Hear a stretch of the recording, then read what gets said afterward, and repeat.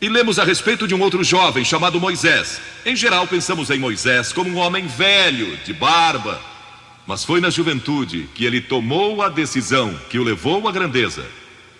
Porque a Escritura diz, pela fé Moisés, quando homem, talvez 17 ou 18 anos de idade, recusou ser chamado filho da filha do faraó.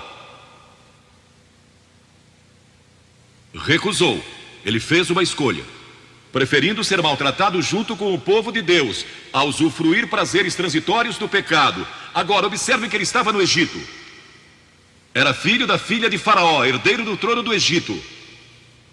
E talvez seria o próximo Faraó. Mas ele fez uma escolha, porque sabia que seu povo, o povo de Israel, era escravo dos egípcios.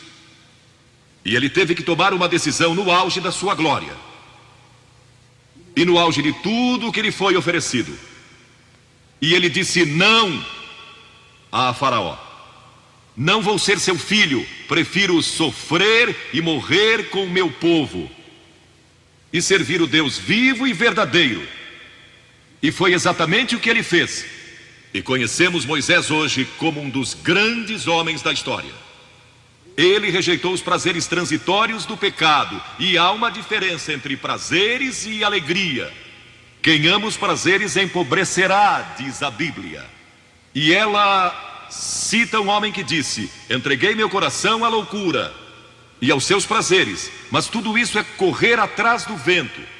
Quem vive em prazeres está morto, embora viva, amando os prazeres mais do que a Deus. A Bíblia diz que há pessoas que amam aos prazeres mais do que amam a Deus. É o seu caso? Você ama a Deus mais do que ama prazeres pecaminosos? Não falo de esportes e todas essas coisas maravilhosas que temos. Falo de prazeres pecaminosos. Mas a alegria é produzida pelo Espírito Santo. E há centenas de passagens que falam dessa alegria. Você pode ter alegria, mesmo quando não tem prazer, porque a alegria é profunda. O anjo disse aos pastores naquela grande noite: não temais, pois vos trago boa nova de grande alegria, que o será para todo o povo. E mesmo no sofrimento, quando você recebe a Cristo, Deus não remove o sofrimento. Ele não remove todos os problemas e as dificuldades da sua vida. Não faz isso. Ele não promete, se você está desempregado, conseguir um emprego amanhã se você aceitar a Cristo hoje à noite.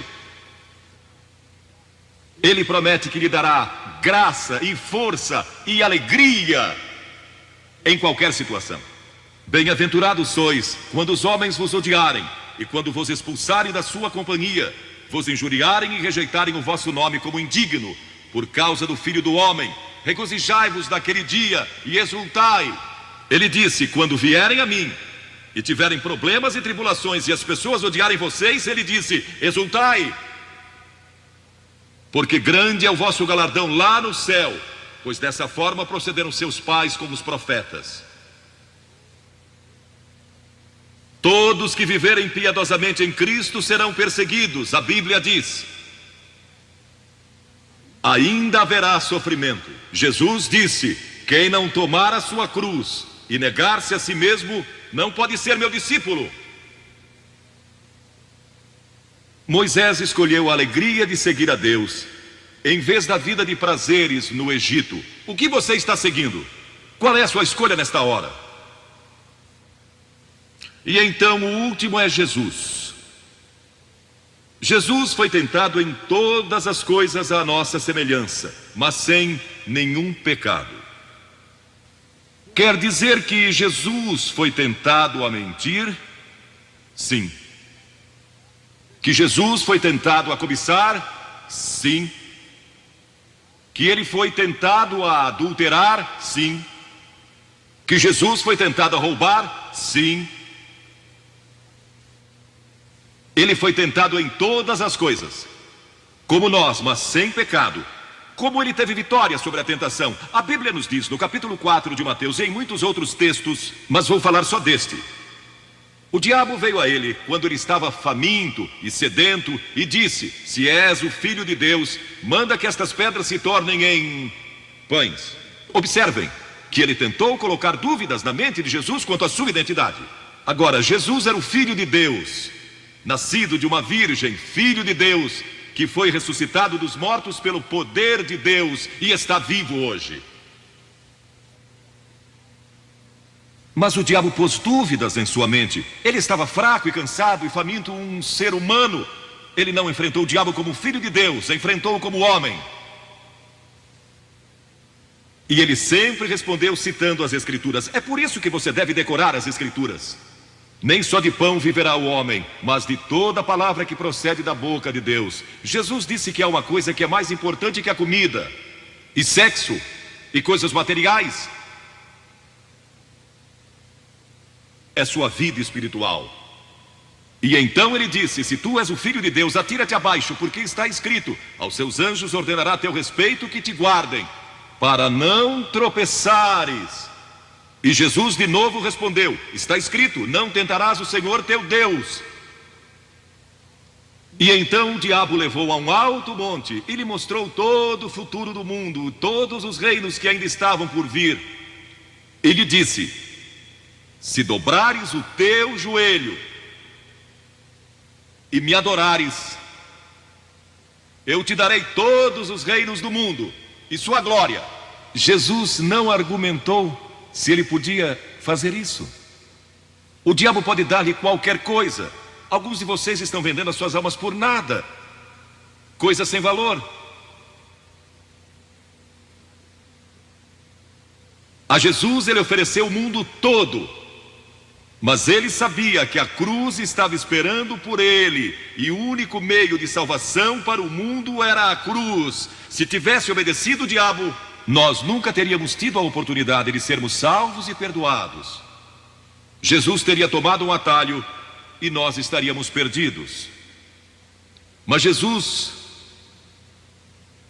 disse: está escrito, ou melhor, começou dizendo: retira-te, Satanás, porque está escrito, ao Senhor teu Deus adorarás e só a ele darás culto. E assim o diabo o deixou, e anjos vieram e o serviram. Observe como Jesus enfrentou o diabo ao ser tentado. Primeiro, ele citou as Escrituras. Segundo, ele estava cheio do Espírito Santo. E terceiro, estava na vontade de Deus. Você está disposto a dizer não às tentações do diabo? Está? Pense nisso. E está disposto a dizer sim às declarações de Cristo, de que Ele é Filho de Deus, e quer que Ele entre em seu coração e perdoe seus pecados, salvando? Ah, eu sei, muitos de vocês foram batizados e confirmados. A maioria de vocês talvez sejam membros de uma igreja, ou se identificam com uma igreja, ou talvez vão à igreja 2 ou 3 vezes ao ano. Não sei se fazem isso ou não, mas sei que muitos o fazem. Mas não podem declarar aqui hoje: eu sei que meus pecados foram perdoados, eu sei que vou para o céu. Deus está disposto a perdoar todo o seu passado hoje por causa da cruz. Deus está disposto a dizer: eu perdoo você, porque Ele ama você. E Deus se interessa por você como se você fosse a única pessoa em todo o mundo. E você pode recebê-lo nesta noite. Você diz: o que preciso fazer? Primeiro, deve estar pronto a se arrepender dos seus pecados. O primeiro sermão de Jesus foi sobre arrependimento. E a palavra arrependimento significa mudança, mudar suas ideias, mudar seu estilo de vida. Deixar que Cristo entre e o ajude a mudar. Está pronto a fazer isso? Não pode mudar por si mesmo, mas Ele o ajudará a mudar. Não que você será perfeito. Significa que vai dar à sua vida uma nova direção, e Ele estará com você para ajudá-lo. À medida que você anda dia a dia com Cristo, você vai falhar e vai errar, não vai ser perfeito, mas Cristo estará com você, se estiver pronto a se arrepender. Diga a Deus: nesta hora eu pequei e me arrependo, e estou pronto a mudar. E então a segunda coisa é que você o recebe pela fé. Cliff disse há pouco que você não pode racionalizar a salvação. Há certas coisas que podemos compreender, mas muitas delas a princípio você não pode entender. Tem que vir como uma criança, dizendo: não posso entender tudo, mas eu te recebo em meu coração hoje pela fé. Pela fé que somos salvos, pela fé e não por obras, para que ninguém se glorie. Pela graça que somos salvos. E então a terceira coisa, você está pronto a sair daqui hoje dizendo: vou segui-lo e servi-lo o melhor que me for possível. Sabem, em nossa reunião em Bristol, algumas semanas atrás, estava ali um jovem de 17 anos, e ele tinha ido à autoescola aquela tarde. E pediu que seu instrutor o deixasse em um dos portões do estádio. E entre aquela multidão ele encontrou sua família, que tinha sido convidada para a cruzada. E no encerramento, ele e sua irmã fizeram o que vou pedir que vocês façam hoje. Vieram à frente e ficaram diante da plataforma, indicando que estavam entregando suas vidas a Cristo. Uma semana depois, esse rapaz de 17 anos morreu num acidente num túnel que desmoronou. Talvez vocês até tenham lido nos jornais. Ele disse sim a Cristo, nunca imaginando que em poucos dias ele estaria indo ao céu. E nós o veremos lá outra vez. Você sabe para onde iria se isso acontecesse com você? Certifique-se antes de sair daqui. Vou pedir que saiam dos seus lugares agora, centenas de vocês, talvez milhares até, e venham e fiquem aqui na frente, calmamente e reverentemente, dizendo ao vir: eu me arrependo dos meus pecados, quero receber a Cristo em meu coração, quero saber que fui perdoado e que um dia vou para o céu, quero esta nova vida. Você diz: mas Billy, por que você pede que venhamos publicamente? Por que em público? Porque toda pessoa a quem Jesus chamou no Novo Testamento chamou em público.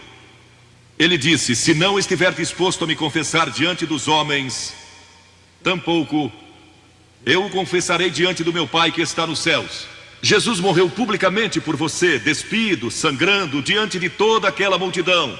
Por você. Certamente você pode vir à frente hoje declarar sua entrega a Cristo. Não somente os jovens, talvez você tenha 70 ou 80 anos. E Deus falou com você hoje. Levante-se e venha. Vamos esperar por você. Você que está assistindo pela televisão, em outras partes da Inglaterra ou do mundo, também pode tomar uma decisão por Cristo agora. Entregue sua vida a Cristo hoje e tome a decisão que estas pessoas estão tomando, estas centenas de pessoas. Vimos mais de 3.000 pessoas todas as noites. Que Deus o ajude a tomar essa decisão hoje.